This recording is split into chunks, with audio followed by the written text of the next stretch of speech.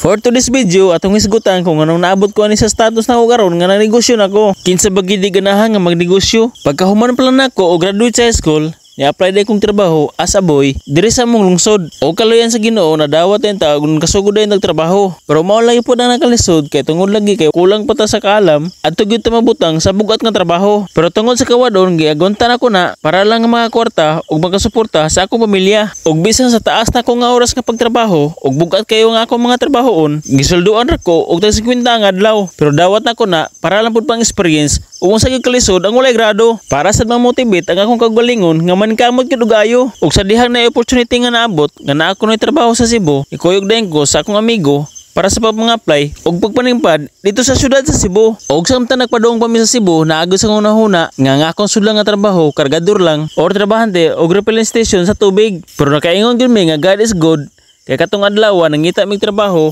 Og ni ato mi sa ninyo nagampo mi nga makasud mi og trabaho pagawas pa lang namo na aday mi nakitaan nga hiring og gisuwayan namo pag-apply og gikaloyan ta nadawat dayon og nagsugod sa pagtrabaho pagkaugma. Pero daghan sa nang gaingon nga peke sa namong trabahoan kay tag 100 lang nga adlaw nya mais pagid ang among kanon.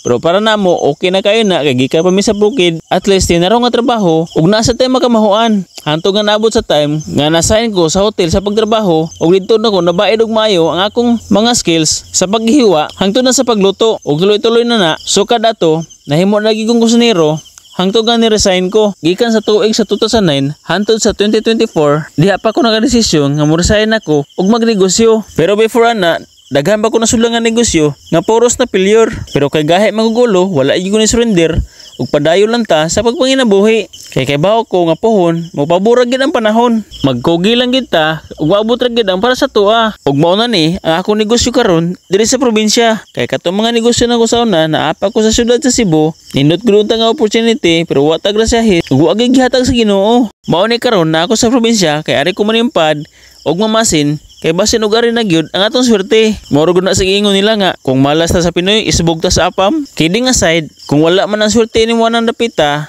ayaw pugsa. Kay basin ka na imong mga plano, napay mas nindot nga plano ang atong Ginoo. Before din ako nahimo ni akong gamay nga farm, sa nagtrabaho pa ko akong gigiyahinan o ginagmay sa akong sweldo hantong nga nagasugod sad ko og gamay lang gud nga pigiri. Mao na ang first ako nga na-invest diri sa probinsya og nasundan na og pila pa ka pispan og poultry farm. Og karon naginahinay na ta sa pagkabot sa tumang pangandoy hangtong nga naabot sa ta nga nakapalit na ta og yuta para tukuran nato sa atong kagalingon nga balay. Hinahinay lang gyud at least nga naay progress nga makita sa atong mga gibuhat. Kay kinsa pa ba laing mulihok sa imong mga pangandoy para lang matuman ang mga gusto nimong mahitabo sa imong kinabuhi. Labi na kung naa na kay pamilya, dapat nga mas modoble pa ang imong pagpaningkamot para matagaan ug maayong kaugmaon ng atong pamilya.